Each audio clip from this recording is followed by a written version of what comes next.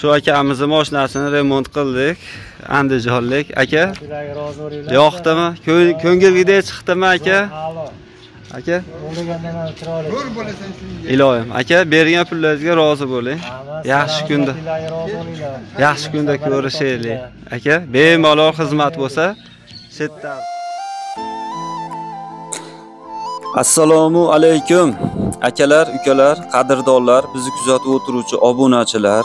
Mana bugun Andijondan kelgan akamizning mashinasini kapitalniy nolga remont qilib, yangidek qilib chiqarib yuboryapmiz. Akalar, qilgan ishlarimiz kuzib tagiga to'qidik.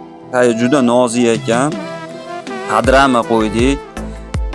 Silindrlarni remont qildik. Resol, yangi resol bosdik, 17 talik. Kabinasini alishtirib berdik.